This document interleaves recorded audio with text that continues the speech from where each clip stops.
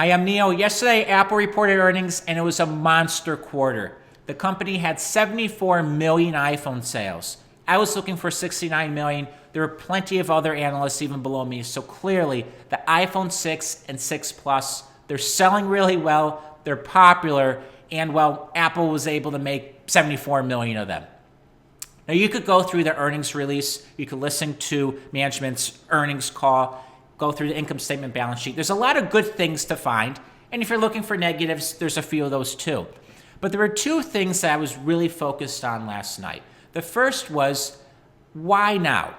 Why was the first quarter 2015 such a good quarter for Apple? The second question was about sustainability. Was this quarter a one-off? Was it a peak quarter, or should we expect a new era at Apple where we have continued iPhone sale records and revenue trends that look really, really strong? So I was battling those two questions last night for a few hours, and then I realized a couple months ago, Johnny Ive was at a Vanity Fair conference in San Francisco back in October. The discussion really touched upon a lot of different subjects, but one question that Johnny Ive discussed was the iPhone 6 and 6 Plus. Specifically, why did Apple go back to rounded edges for the phone? And Johnny Ive went over essentially the timeline of how Apple finally was able to sell large screen phones. Essentially, Apple had prototypes in the labs for years, and well, they just didn't like how the prototypes looked. Now, this wasn't too surprising to me. I figure every product Apple ships, there's plenty of different versions in the labs. But what's very important is to understand how the iPhone 6 and 6 Plus are transforming the smartphone market. For the longest time, really dating back to possibly even 2011, Android phones that were based on large screen phones, you could think of maybe Samsung Galaxy line, those were gaining popularity as people were liking larger phones. And while even though the iPhone was doing well, for a lot of people, it was just too much to ignore, and they jumped into Android. Well, with the iPhone 6 and 6 Plus now in the market, and Apple essentially feeling comfortable selling a large screen phone, I do think that these could represent game changers, where over the next couple of years, as former Android users or even current Android users look for a new phone, the iPhone 6 and 6 Plus will stand out. Really, for the longest time, the only major feature between the two platforms was differences in screen size. With that gone, Android now needs to compete with iOS in terms of price, primarily, and I think that changes the dynamic quite a bit. Now, that's essentially why I think Apple reported such a great quarter. The iPhone upgrade cycle is really, really strong, but Apple's also able to get about 15 to 20% of people from Android and other platforms. Now, in terms of sustainability, well, I see signs that this may not necessarily slow down. Now, of course, you're going to have some seasonality. The quarter that we just finished is the busiest quarter in terms of sales, so things are going to start to slope down. But the question is, will sales look better than previous years? And well, if you do some math and you take a look at how many Android phone users are out there and, well, how many iPhone users still need to upgrade, the trends look really well for iPhone 6 and 6 Plus.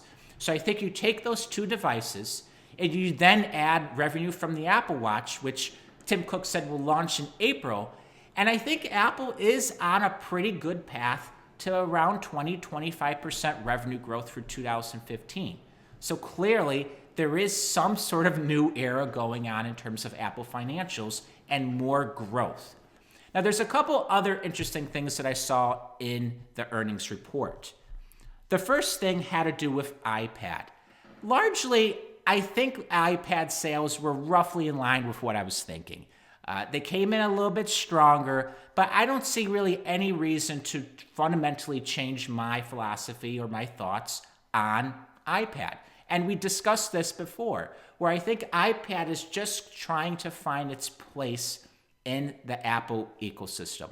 For some people, the iPad's a great device. For others, there's really no need. And I think Apple is okay with that. Interestingly, the iPad mini, I think that's becoming the new iPod Touch. It's selling really well, and I think it's appealing to those who value a low price. China. Without a doubt, China is important. You could go through the transcript. There's a lot of different data points that support that thesis. Basically, iPhone sales, they're up 100%. And Apple is very quickly focusing on expanding the retail presence in China. So going forward, you're going to see a lot of more growth. They now have all three carriers up. The three major carriers are now taken care of. So, and again, next quarter, the Chinese New Year, I think it's going to help continued iPhone sales in China. Jeff Williams. Really, Jeff Williams is one of the main reasons why Apple was able to do what it did. He is in charge of operations. Look at the supply chain Apple has. Look at the phones that they sold. There's some people who are very doubtful that Apple could have shipped this quantity of phones, 74 million. I think a lot of people were thinking there's no way they could get over 69, 70 million iPhones. How were they able to do it? I think Jeff Williams is largely the reason, along with all the other executives. But I think these types of quarters really do help put his profile ahead of others in terms of career advancement at Apple. Again, Apple Retail, they have 447 stores. 182 of them aren't in the U.S. There's a lot of growth here. I think the Apple Retail store is probably one of the company's competitive advantages. And once the Apple Watch goes on sale, to be able to go into a store, get one-on-one advice or demonstration from an Apple Retail employee, that's going to be very, very valuable. Cash and cash management and the capital management of Apple, they have $178 billion of cash. That's about $31 a share. In terms of buyback, it was largely as I was expecting. It was about $5 to $6 billion of buyback. They have about $16 billion left. They'll probably spend that this quarter and part of next, and then they're probably going to increase the buyback and also increase the dividend. Valuation, it's a tricky subject because you look at a company like Apple, the growth is really there, yet the PE multiples, price to cash flow multiples, anything really you look at a metrics in terms of valuation, it doesn't match. Why is that?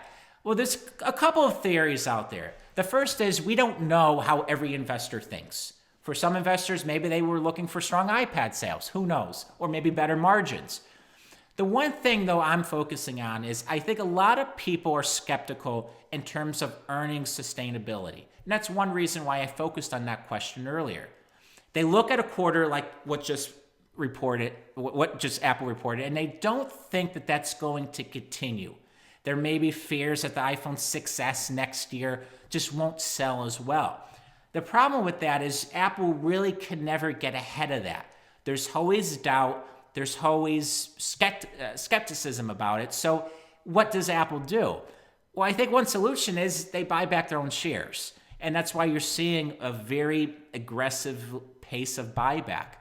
I don't know what is going to necessarily change investors' opinion on Apple in terms of how sustainable earnings are. But I think that's one trend I'm starting to see where it's really great, but a lot of people don't have confidence that it's going to continue. Overall, it really was a great quarter. The iPad number, while weak compared to last year, was roughly in line with my expectations. Macs were in line. The iPhone was really strong. Guidance was also really strong, which implied continued iPhone momentum.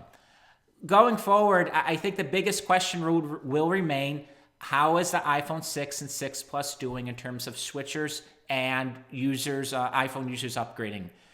Really, you could try to pay attention to some of the analytical companies that will report sales, or you can look at some of the data companies that will release, say, survey results.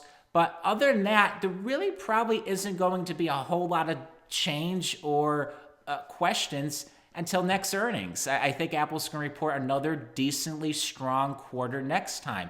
And the reason is they're very easy comps versus 2014. So Apple can report pretty aggressive earnings growth.